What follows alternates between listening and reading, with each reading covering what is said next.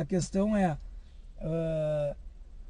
como é que fica isso? Porque tu te mata investindo em milhões e milhões de coisas para culturalizar as pessoas da tua empresa, para construir tua marca, etc, etc. E daí um vendedor despreparado pode colocar tudo isso a perder. A solução para isso é treinamento, porque às vezes me dá a impressão que convenção, treinamento, etc., por mais que a gente se esforce, em muitos desses funcionários, que às vezes até tem um nível intelectual, uma capacidade intelectual menor, não consegue absorver. Na realidade, a gente tem dois problemas, né? Primeiro que esse tipo de comportamento, ele, como qualquer um, ele se repete. Eu sempre comento que se tu... Correto o teu nome aqui, não? Correto. Se tu começar a observar, todos os dias de manhã tu deve botar a perna direita na tua calça jeans antes de pôr a esquerda. Mesmo sendo canhoto, não sei. Bom, a maioria, tu pode botar a esquerda, mas tu põe uma, sempre a mesma. Tu não fica cada dia botando uma das primeiras pernas. Sim. Se tu resolver que amanhã tu vai mudar isso, tu vai ter que te esforçar absurdamente para fazer isso. Talvez tu esqueça assim que tu acorde, talvez tu tenha que amarrar um lacinho no dedo, talvez tu tenha que inverter o celular de tomada para lembrar que tu tem que pôr a calça de um movimento ao contrário.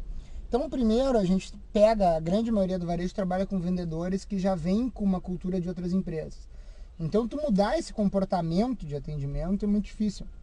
O clássico do varejo é o vendedor colocar o não na frente. Depois tu escolhe uma calça e ele te perguntar se tu não quer ver alguma blusinha. Ah, sim, sim, sim. Não ou não quero, obrigado.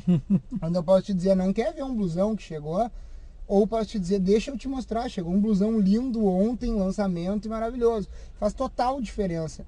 É claro que a responsabilidade pela equipe de vendas é do gerente.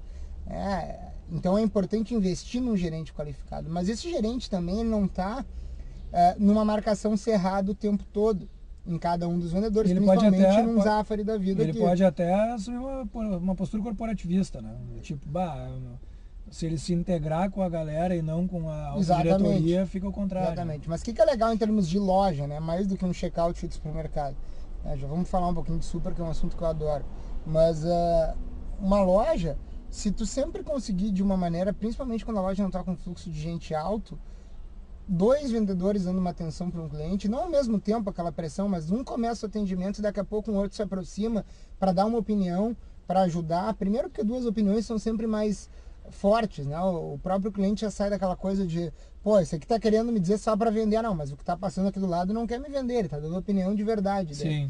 Já ajuda um pouco. Segundo que um funciona quase como uma sombra do outro, entre aspas, um fiscal, para ter certeza de que o processo está sendo bem feito. E o importante é que venda é um processo. Não, basta o cara ser desinibido e falar, ajuda, sem dúvida. Não posso pegar alguém que não tenha uma dicção legal, que seja introvertido, mas a venda é um processo como a culinária. Se tu não sabe cozinhar, ok, mas tu pegar lá no jornal, no caderno de gastronomia, ou qualquer receita que dê na internet, tu pode ler passo a passo que tu vai conseguir fazer a comida. Ela vai ficar boa ou ruim. Talvez ela fique melhor se tu tiver um pouquinho mais de aptidão, que é o caso da pessoa ser extrovertida e comunicativa. Mas o vendedor tem que entender que a venda é dividida em etapas.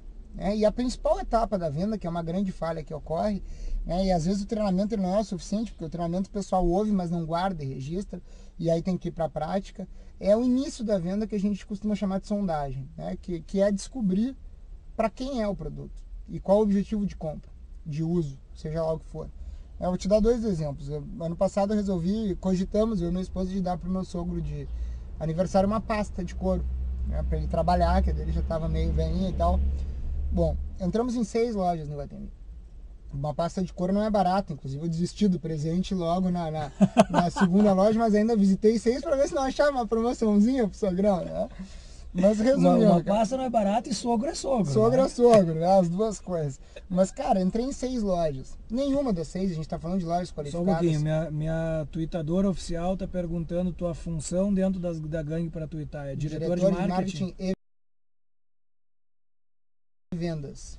Diretor de marketing. Segue. Nenhuma das 6 lojas perguntou para quem era a pasta. Inicialmente isso é o processo de venda. Nem se era para ti. Mas isso nem chegou a cogitar. Então, ok, normalmente a gente costuma com um chavãozinho de treinamento, mas está procurando alguma coisa especial, tu já abre o diálogo, né? Uma pasta, é para ti, para presente? É simples, é para presente. Para quem é? pro meu sogro.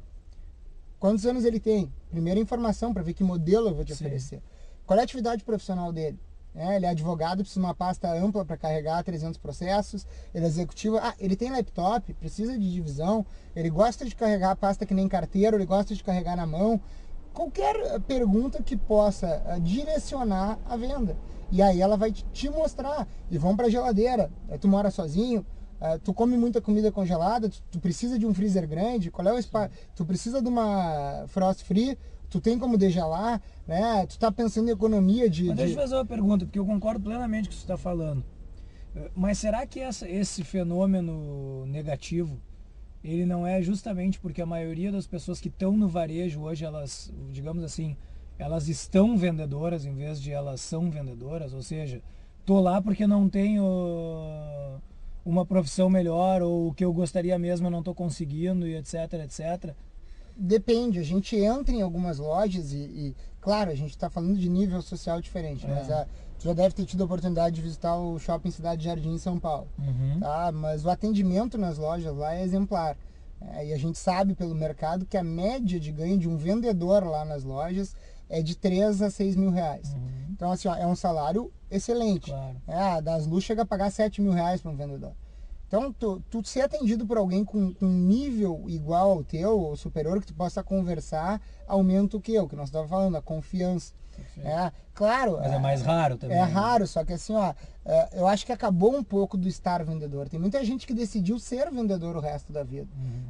Antigamente era aquela coisa, não conseguiu passar para medicina, não conseguiu, vai vender.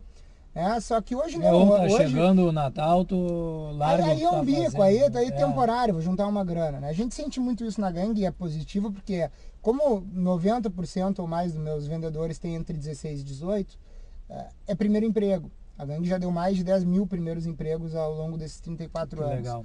Até porque é difícil tu ir em alguma loja e não ter algum vendedor que já tenha trabalhado na gangue. Mas é um pessoal que está entrando virgem, ou seja, sem nenhum vício. Fácil de moldar e uma gurizada muito imediatista, que quer trabalhar 3 meses para juntar grana para comprar um PlayStation. Sim. Então eu tenho um turnover muito elevado, né? De uma equipe de 10, 5 eu mantenho, que ficam com a gente, mas os outros 5 sempre rodando. O que é positivo, porque vamos fazer uma analogia, eles estão sempre com tesão, porque eles estão com aquele objetivo. Agora, claramente essa gurizada com 16 anos, junta o dinheiro do Play e diz, ganho, muito obrigado, vou jogar Play.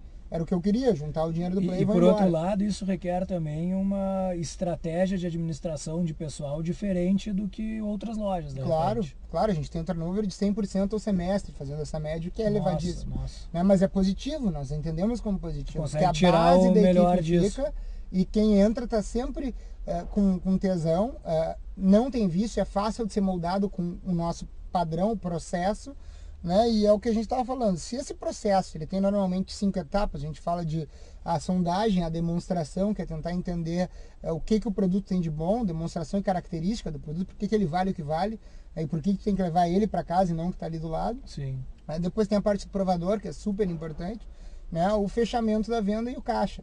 Basicamente esse é um processo de venda. Claro, tu abrindo todas essas etapas, tu tem o vendedor que seguir, eu sempre digo no treinamento para eles que eles têm que pensar que eles estão pegando uma pedra bruta com aquelas marretinhas e começam a lapidar.